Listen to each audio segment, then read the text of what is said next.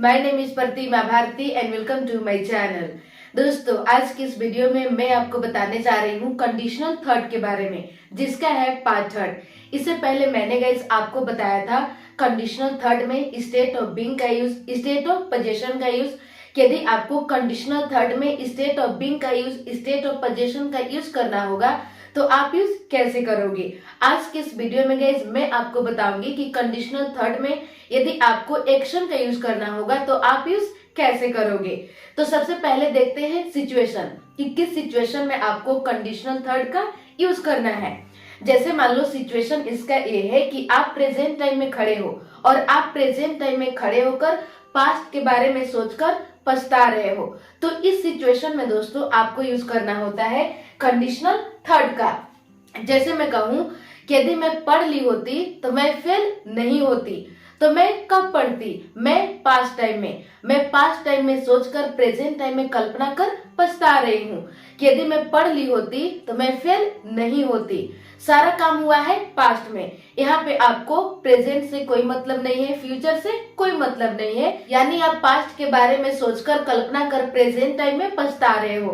तो इस सिचुएशन में दोस्तों आपको यूज करना होता है कंडीशनल थर्ड का। जैसे यहाँ पे एक सेंटेंस है, अगर मैंने नाचा होता तो मैं प्राइज जीत गया होता। क्या आपने पास्ट टाइम में नाचा? नहीं नाचा। क्या आपने पास्ट टाइम में कोई प्राइज जीता? नहीं जीता। अब आप प्रेजेंट टाइम में खड़े होकर पास्ट के बारे में सोचकर पछता रहे हो। तो इस सिचुएशन में दोस्तों आपको यूज करना है कंडीशनल थर्ड का। तो देख लेते हैं स्ट्रक्चर।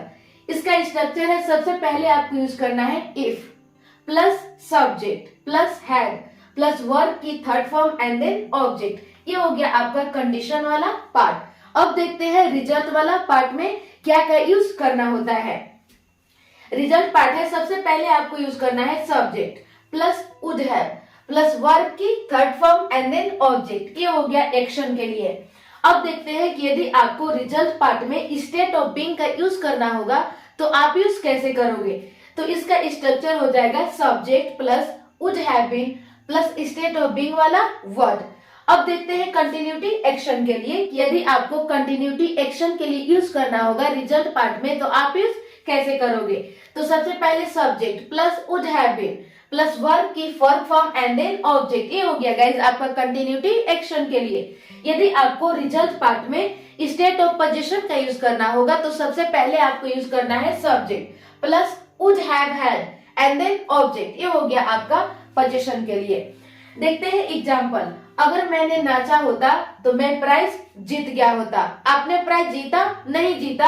आप प्रेजेंट टाइम में खड़े होकर ऐसा पछता रहे हो कि अगर मैंने नाचा होता तो मैं प्राइज जीत जाता। तो सबसे पहले आपको यूज करना है इफ, इसके बाद सब्जेक्ट, सब्जेक्ट है आई, इसके बाद यूज करना है हैड प्लस वर्ब की थर्ड फॉर्म, वर्ब है नाचना यानी डांस, तो मैं प्राइज जीत जाता। सबसे पहले सब्जेक्ट, सब्जेक्ट आपका है आई, इसके बाद यूज करना है वुड हैव प्लस वर्ब की थर्ड फॉर्म, वर्ब है प्राइज जीतना, ओन द प्राइज। अगर मैंने नाचा होता तो मैं प्राइज जीत गया होता। If I had danced I would have won the prize. अगला सेंटेंस है, अगर मैंने अच्छे से पढ़ा होता तो मैं एग्जाम पास कर लिया होता। आप प्रेजेंट टाइम में खड़े हो और आप पास्ट के बारे में सोचकर पछता रहे हो कि अगर मैंने अच्छे से पढ़ा होता तो मैं एग्जाम पास कर लिया होता। तो सबसे पहले इफ, इसके बाद यूज करना है सब्जेक्ट, सब्जेक्ट आपका है आई, इसके बाद हैड प्लस वर्ब की थर्ड फॉर्म, वर्ब है पढ़ना, स्टडीड, अच्छे से पढ़ा होता, स्टडीड वेरी वेल। तो इसका रिजल्ट क्या होता? मैं एग्जाम पास कर लिया होता। सबसे पहले सब्जेक्ट, सब्जेक्ट है आई, इसके बाद वुड हैव प्लस वर्ब की थर्ड फॉर्म, वर्ब है एग्जाम पास करना, पास्ड द एग्जाम। अगर मैंने अच्छे से पढ़ा होता तो मैं एग्जाम पास कर लिया होता। If I had studied very well I would have passed the exam.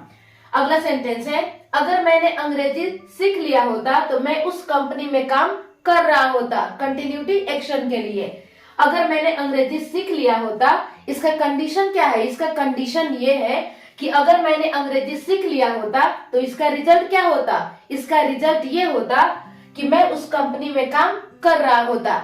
तो सबसे पहले आपको यूज करना है इफ। इसके बाद सब्जेक्ट, सब्जेक्ट है आई। इसके बाद हैड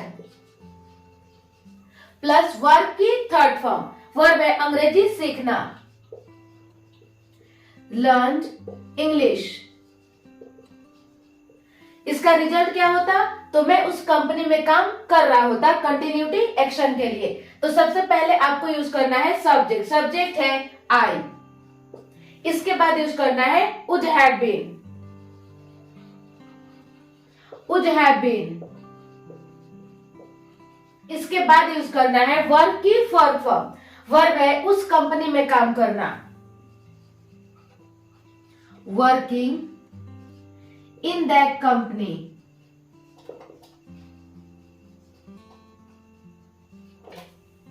अगर मैंने अंग्रेजी सीख लिया होता तो मैं उस कंपनी में काम कर रहा होता। If I had learned English I would have been working in that company.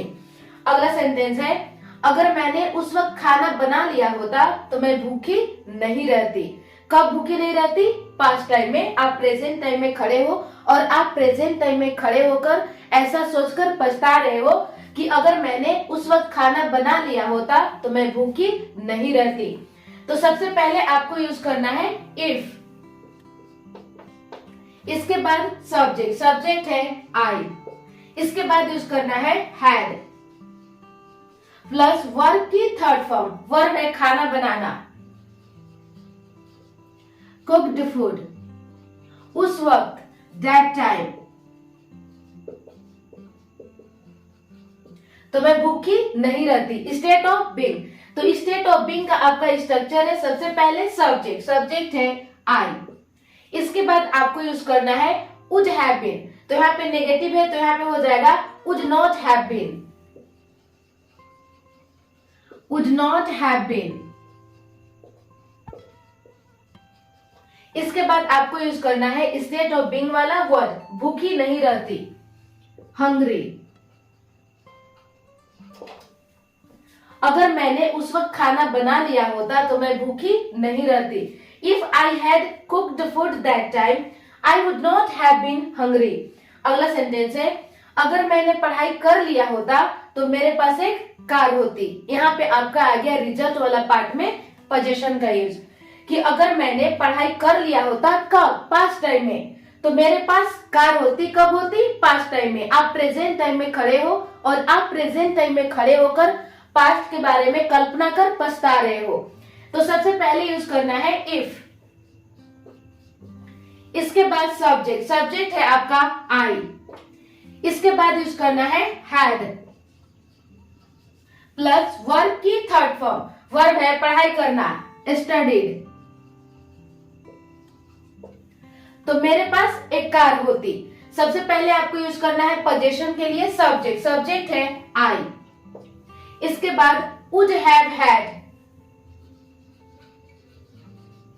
would have had plus object, क्या होती? एक कार होती, अ कार। अगर मैंने पढ़ाई कर लिया होता तो मेरे पास एक कार होती। If I had studied I would have had a car. ये हो गया दोस्तों कंडीशनल थर्ड में एक्शन का यूज। तो बस गाइज आज के लिए इतना ही, मिलते हूँ नेक्स्ट वीडियो में। और ये वीडियो आपको कैसा लगा आप कमेंट सेक्शन में अपना फीडबैक जरूर दें। Thank you.